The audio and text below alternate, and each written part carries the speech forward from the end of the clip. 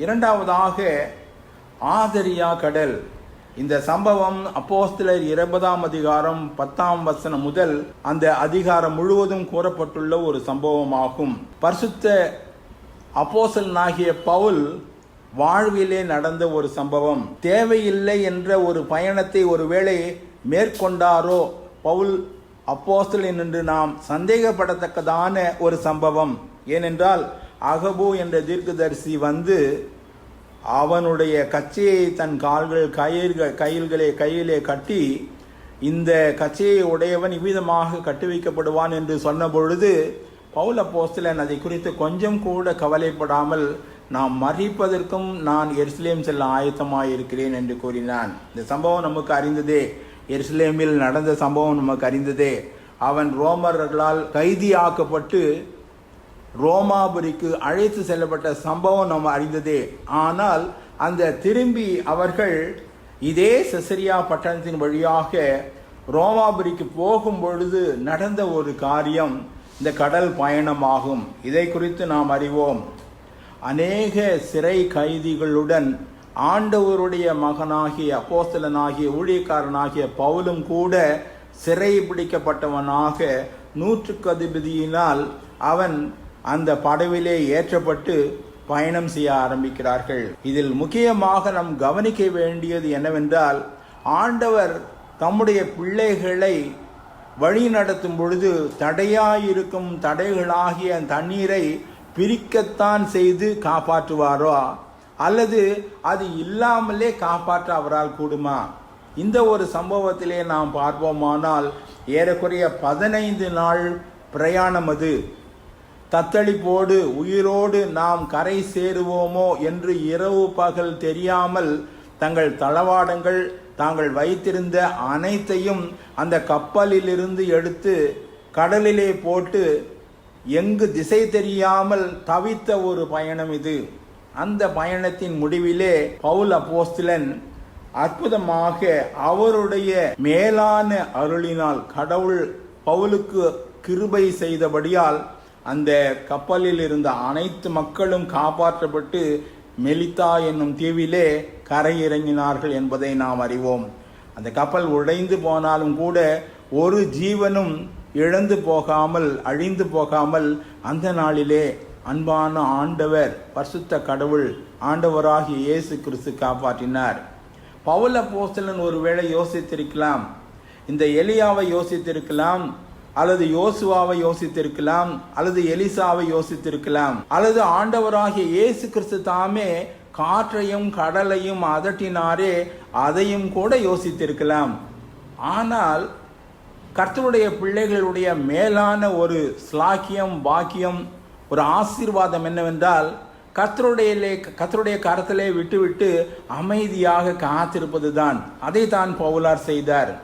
பவுல் அப்போஸ்தலன் இந்த கடல் பயணம் ஒரு சுமூகமான அல்லது ஒரு பிரச்சனை இல்லாத, கொந்தளிப்பில்லாத ஒரு சேஃப் ஜேர்னி கிடைக்குமா என்று கடவுளிடம் முறையிடவே இல்லை. பவுலுடைய ஒரே ஒரு ஜெபம், இயேசு கிறிஸ்து என்னோடு இருக்க வேண்டும். I want to be with Jesus. Situation is not a matter.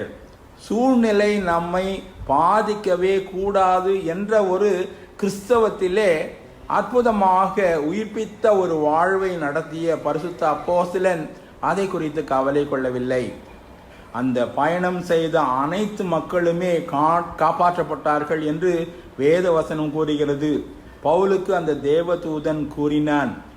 நம்முடைய வாழ்விலும் கூட அநேக தருணங்களிலே அற்புதங்கள் இல்லை, அதிசயங்கள் இல்லை, நாம் விரும்புவது போல் சூழ்நிலைகள் அடக்கப்படுவது இல்லை.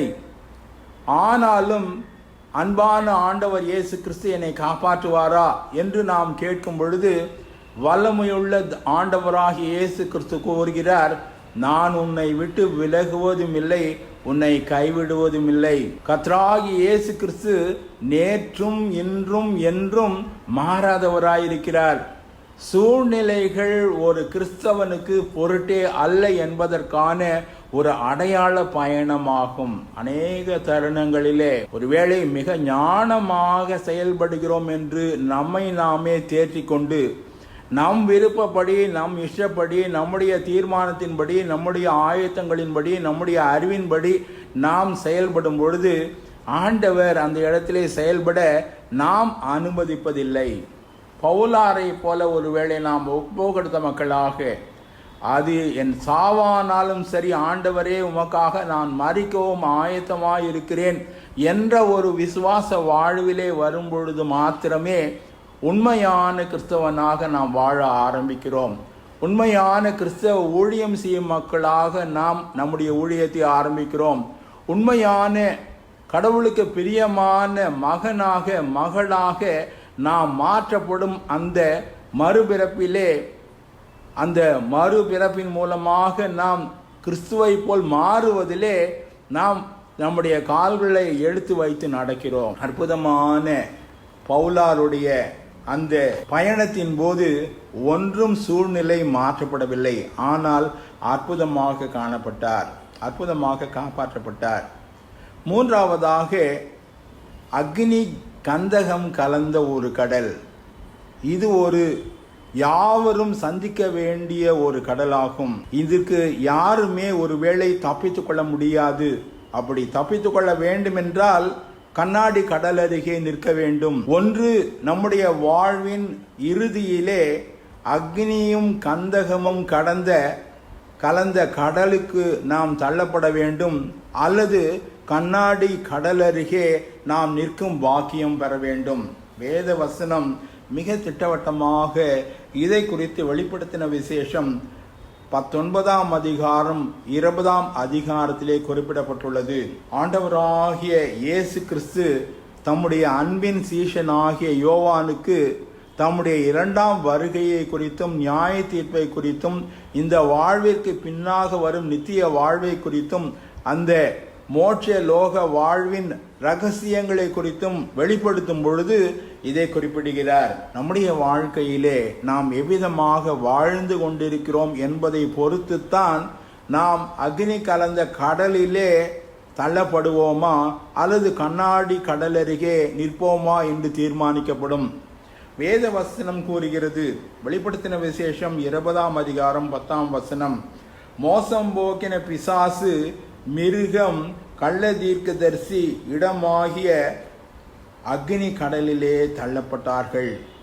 வெளிப்படுத்தின விசேஷம் 19ஆம் அதிகாரம் 20ஆம் வசனம் கூறுகிறது, முத்திரை தரித்தவர்கள், சுரூபத்தை வணங்கினவர்கள், மிருகம், கள்ள தீர்க்கதரிசி, இவர்கள் கந்தகம் எரிகிற அக்னி கடலிலே உயிரோடே தள்ளப்பட்டார்கள்.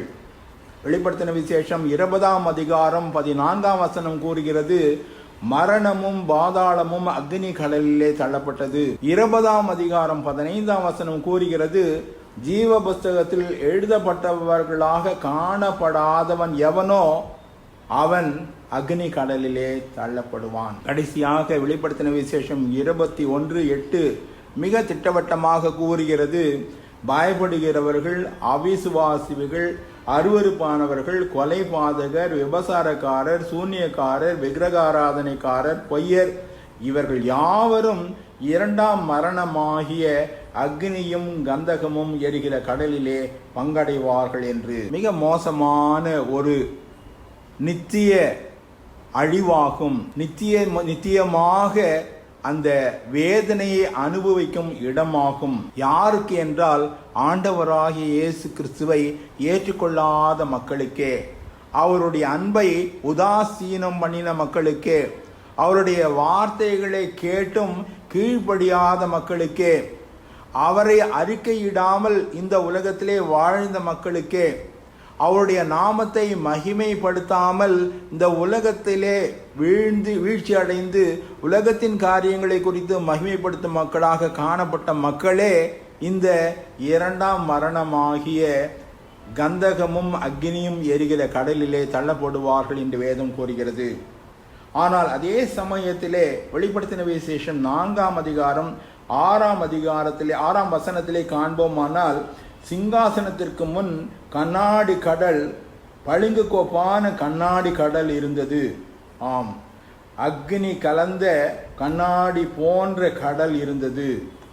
அதன் ஓரத்திலே, அந்த கடலின் அருகே தேவனால் மீட்கப்பட்டவர்கள், தேவனால் தெரிந்து கொள்ளப்பட்டு ரட்சிக்கப்பட்ட மக்கள், தேவகுமாரனை ஏற்றுக்கொண்ட மக்கள், அவருக்காக வாழ்ந்த மக்கள், உழைத்த மக்கள், பிழைத்த மக்கள், மரித்த மக்கள் அந்த கண்ணாடி கடலிலே அந்த ஜீவாதிபதியாகிய தேவாதி தேவன் வாசம் செய்யும் வாசஸ்தலமாகிய பரலோகத்திலே காணப்பட்டார்கள் என்று வேதம் கூறுகிறது. நம்முடைய வாழ்விலும் கூட அனித்தியமான இந்த உலக வாழ்விலே நாம் அன்போடு அழைக்கப்படும் அழைப்பு என்னவென்றால், ஆண்டவராகிய இயேசு கிறிஸ்து எனக்காக எல்லாவற்றையும் செய்து முடித்திருக்கிறார், அவருக்காக நான் வாழத்தக்கதாக அவருக்கு என்னை ஒப்படைப்பேன், என் பாவங்களை எல்லாம் நீக்கும் பலியாக அவர் சுமந்து தீர்த்தார், என் வாழ்வின் சாபங்களை எல்லாம் எடுத்து போடத்தக்கதாக அவைகளை ஏற்றுக்கொண்டார், என் வாழ்விலே என் தேவைகளை எல்லாம் சந்திக்கத்தக்கதாக ஒவ்வொரு நாளும் அவர் என்னை போஷிக்க ஆண்டவராக, நம்மை ஆசீர்வதிக்கும் ஆண்டவராக, வழி நடத்தும் ஆண்டவராக இருக்கிறார் என்ற அசையாத விசுவாசம் நம் வாழ்விலே வரும் பொழுது நாம் இந்த கண்ணாடி கடலுக்கு முன்பாக நிற்கும் பாக்கியம் பெறுவோம்.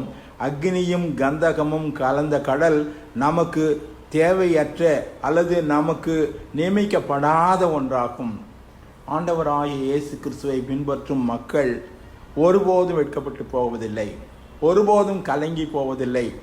ஒருவேளை இந்த கலக்கம், வெட்கம் அல்லது வீழ்ச்சி அல்லது சந்தேகம் எப்பொழுது என்றால், நம்முடைய வாழ்விலே பிசாசு நம்மை இழுக்கும் பொழுதே, பிசாசின் உபதேசங்கள், பிசாசின் பேச்சுகள் அல்லது பிசாசின் சிந்தனைகள் நமக்குள்ளாக வரும் பொழுது நாம் ஒருவேளை வீழ்ச்சி அடையும் அந்த பாதையை நோக்கி செல்ல ஆரம்பிக்கிறோம். இவ்விதமாக நாம் பிசாசினால் வஞ்சிக்கப்பட ஒரு தருணம் வரும் பொழுது கர்த்தருடைய வசனம் கூறுகிறது, பிசாசுக்கு எதிர்த்து நில்லுங்கள், அப்பொழுது அவன் உங்களை விட்டு ஓடி போவான். தேவனுக்கு கீழ்ப்படியுங்கள் என்று வேத வசனம் கூறுகிறது.